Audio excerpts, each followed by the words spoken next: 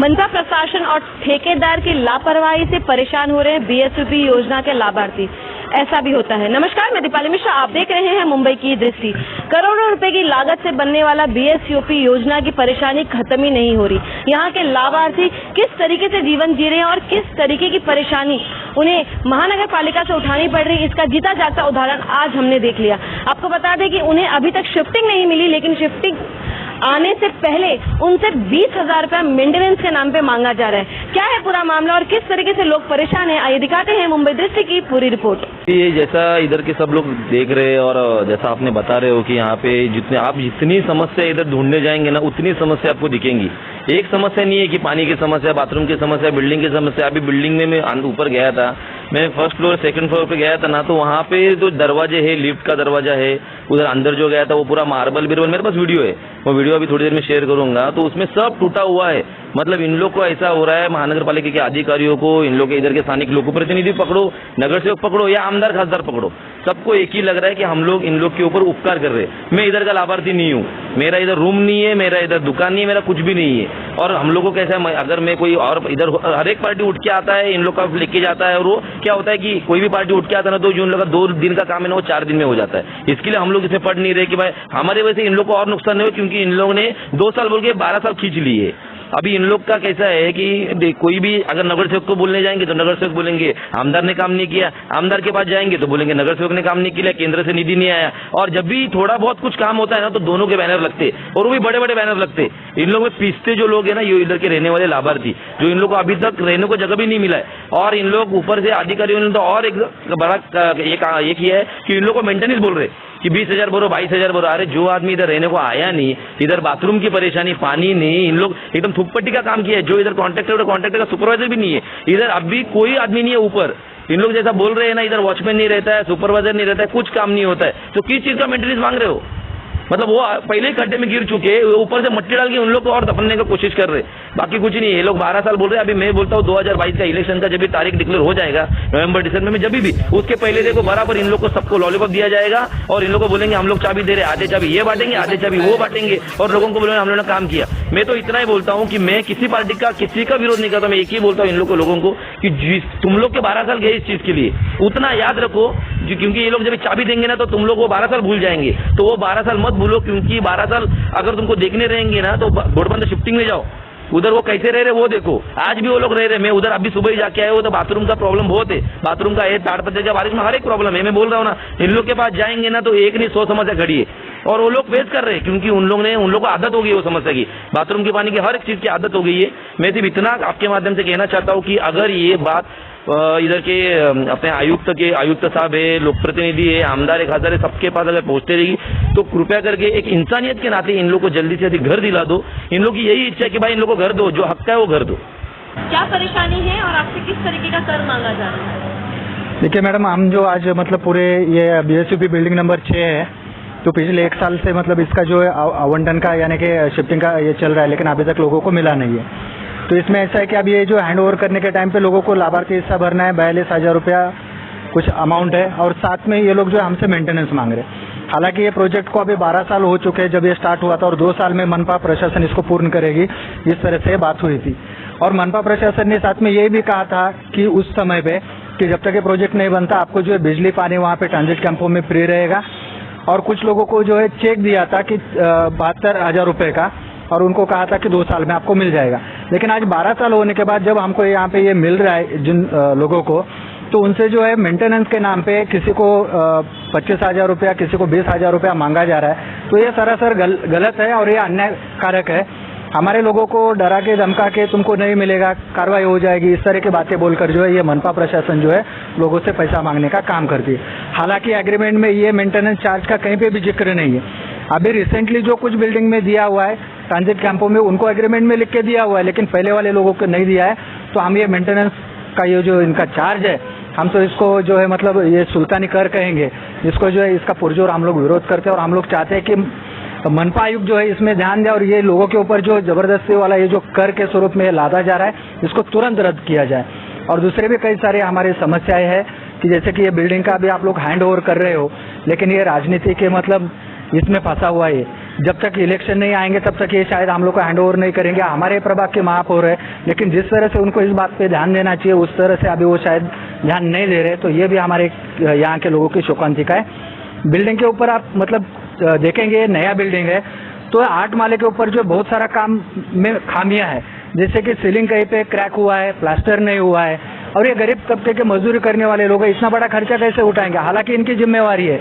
तो ये मनपा प्रशासन और यहाँ के जो मतलब विकासक है, इनका ये साठगांठ है, ये उनको फायदा पहुंचाना चाहते हैं। जैसे मेंटेनेंस का भी मैंने बात बताया, ये मेंटेनेंस जो है हालांकि दूसरे मतलब ये गृह निर्माण प्रोजेक्ट में जो है विकासक की जवाबदारी होती है, लेकिन ये यहाँ पे लाभार्थियों के माथे पे मारा जा रहा है। तो ये सब गलत चीजें हो रही। गलत इसलिए हो रहा है कि ये गरीब तबके का यहाँ का लोग है, यहाँ के लोग जो है कम पड़े हुए बहुत सारे लोग हैं, मजदूर तबके के लोग हैं। तो ये जोर जबरदस्ती हो रही है, और इसमें जो है मैं खुलकर बात कहना चाहूँगा कि हमारे नगर सेवक जो है बिल्कुल लाभार्थियों का साथ नहीं दे रहा है। तो ये उनके लिए काफ़ी शर्मनाक बात है, क्योंकि वोट तो आप लेते हो लेकिन लोगों का काम नहीं करते हो, इसके ऊपर आपको शर्म करनी चाहिए।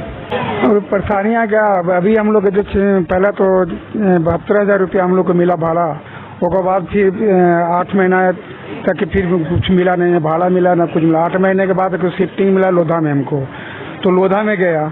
अभी लोधा में जाने के बाद 7 साल या ऐसा कुछ हो गया, 7 साल रहने के लिए 7 साल के बाद आज मेंटेनेंस मांगते हैं, तो हम कहाँ से भरेंगे? 300 अगर उसे बोलते कि मेंटेनेंस भरना है तो 300 लेते जाते हो, हम लोग भरते हैं हम लोग, लेकिन आज एक साथ में भरने को हमको बोले तो हम कहाँ से भरेंगे? मजदूरी करने वाले हैं।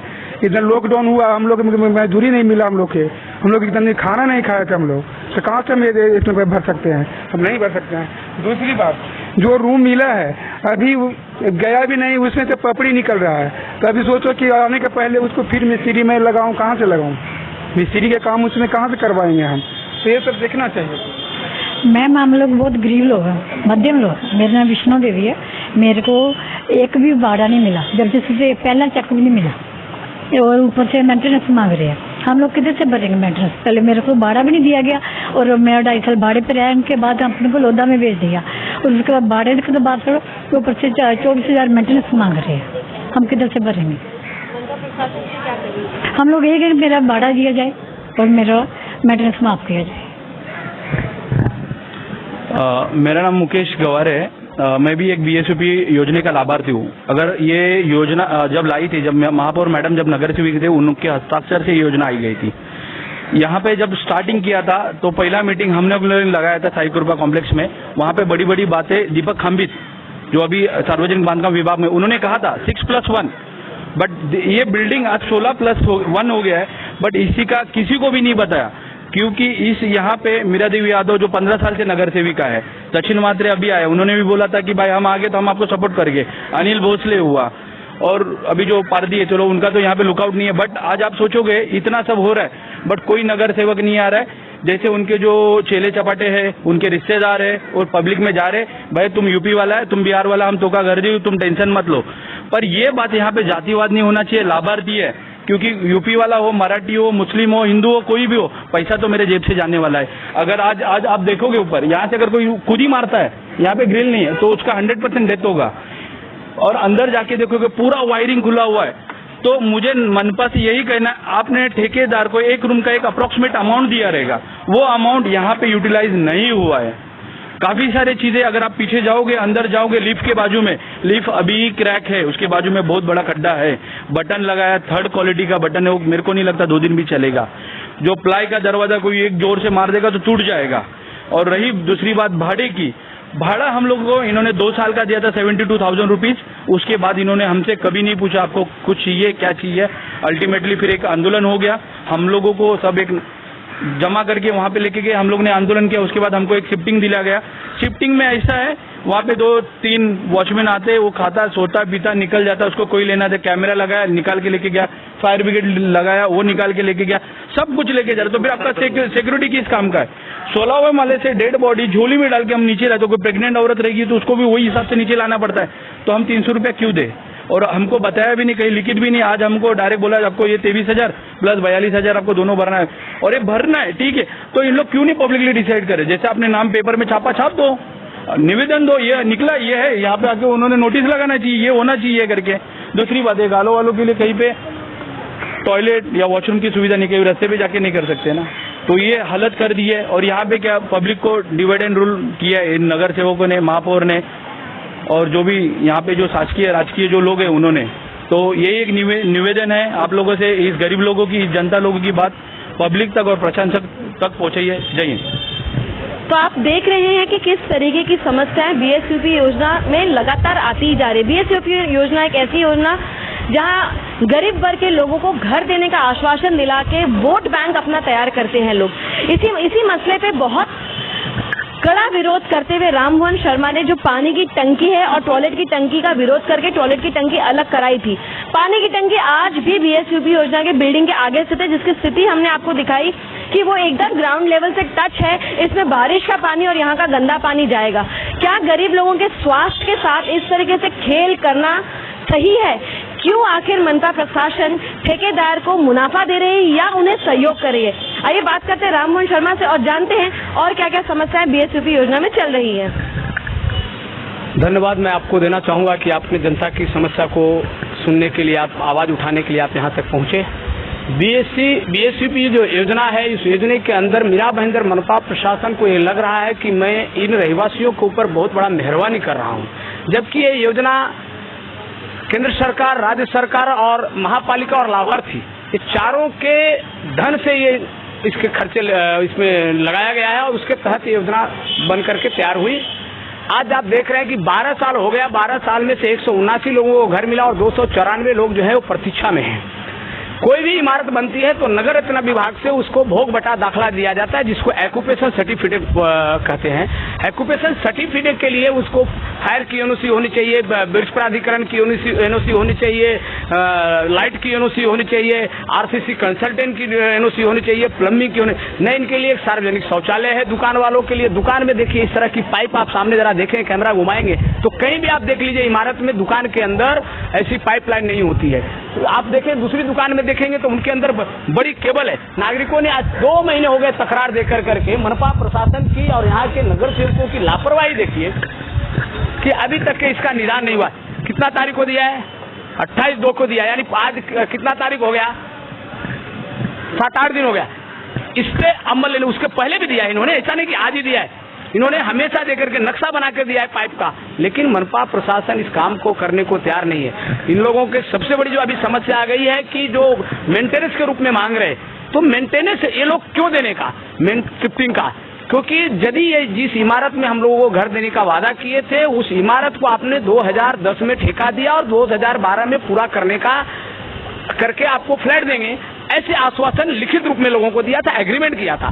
2 साल में तो घर नहीं दिए, 12 साल हो यानी 10 साल एक्स्ट्रा हो गए। तो ये मनपा प्रशासन और ठेकेदारों की लापरवाही और इनकी भ्रष्टाचार के वजह से आज तक लोग घर से बेघर हैं। ये मेंटेनेंस एकदम क्या बोलते हैं, एकदम जबरदस्ती का जो ये कर है, टैक्स है, ये जो वसूल रहे हैं, इसके खिलाफ हम हैं। और मनपा के अधिकारी को मैं चेतावनी देना चाहता हूँ। मनपा में 2 अधिकारी जो आए हैं प्रतिनियुक्ति पे, ठनके और सिंगारे, ये दोनों ही भ्रष्ट अधिकारी नगर सेवकों के दलालों के साथ में मिलकर करके दलालीगिरी कर रहे हैं और लोगों को डरा धमका कर। मेरा आपके चैनल के माध्यम से चेतावनी है, इनको भगाए बिना, उस बांधकाम डिपार्टमेंट बीएसयूपी योजना से हटाए बिना राममोहन शर्मा कभी चैन से बैठेगा नहीं। इनको हटाए बिना इनको हम चैन से बैठेंगे नहीं। लाभार्थी को जो ये अपना 20,000 रुपया जो भरने को आ रहा है, लोढ़ा में शायद 23,000 रुपया कुछ भरने को आ रहा है, ये सरासर गलत है। ये मनपा प्रशासन ने इतना साल लगाया, उल्टा इन लोगों को और पैसे देने चाहिए। कारण कि आज घर से बेघर कौन है? लाभार्थी है। ठेकेदार को पेमेंट मिलता है, अधिकारी को टक्के मिल जाते हैं, महापौर को टक्के मिल जाते हैं, स्टैंडिंग कमेटी को टक्का मिल जाता है, लेकिन नागरिक को क्या मिला? एक टक्केवारी का खेल चल रहा है। मैं नागरिकों से गुजारिश करूंगा और मनपा प्रशासन से गुजारिश करूंगा कि ये जो आप खेल खेल रहे हो, आंख मिचौली वाली खेल, 20,000 और 23,000 का, इसको आपको रद्द करना ही पड़ेगा। इसका जवाबदार आप हो। नागरिक क्यों भरेंगे? डराया जा रहा है। मैं नागरिकों से गुजारिश करता हूं कि जब तक भोग बटा दाखला नहीं आवे, जब तक दुकान वालों के लिए सार्वजनिक शौचालय का एक व्यवस्था न हो, सभी को प्लम्बिंग की व्यवस्था हो जाए, लोगों को लाइट की व्यवस्था नहीं हो जाए, ये जो टाकी की व्यवस्था व्यवस्थित नहीं हो जाए, तब तक कोई लोग फ्लैट में जाए नहीं। चल रही है, नागरिकों का जायज है। क्योंकि आप देखिए कि कोई भी एसआरए का प्रकल्प होता है रीडेवलपमेंट का प्रकल्प होता है, तो रीडेवलपमेंट का जो बिल्डर होता है, एसआरए का जो बिल्डर होता है, तो जितना कालावधि इमारत बनने में लगता है उनको फ्लैट को ताबा देने, तब तक के भाड़ा और मेंटेनेंस कौन भरता है? बिल्डर भरता है। तो उसी तरह से इसका जो है बिल्डर से उसका मेंटेनेंस लेना चाहिए, और बिल्डर से मेंटेनेंस लेकर के मनपा प्रशासन जो है ये लाभार्थियों से ले रहा है। ये सरासर अन्याय है और इस अन्याय के खिलाफ हम लोग लड़ते रहेंगे। और मनपा से लड़ाई लड़ने के लिए सभी लोग जागरूक हो जाए। इन भ्रष्ट अधिकारी और भ्रष्ट जो सत्ताधारी है इनके खिलाफ लड़ने पड़ेंगे, तभी जाकर के लोगों का न्याय मिलेगा। 12 साल के लंबे इंतजार के बाद घर तो मिला नहीं, लेकिन मेंटेनेंस के लिए दबाव इस तरीके का कि लोग उसे सहन नहीं कर पा रहे। क्यों आखिर राजनीति इतनी नीचे स्तर की गिर चुकी है कि आम गरीब इंसान की समस्या उन्हें नजर नहीं आ रही। यहाँ की मनपा प्रशासन से मैं दरख्वास्त करूंगी कि जल्द से जल्द इस समस्या का निवारण किया जाए और इन गरीबों को वो हक दिया जाए जिसके लिए ये काफी सालों से लड़ते आ रहे हैं। इसी तरीके के निष्पक्ष और बेबाक खबरों के लिए बने रहें, जुड़े रहें और देखते रहें मेरे यानी दीपाली मिश्रा और वीडियो जर्नलिस्ट प्रसाद के साथ मुंबई की दृष्टि।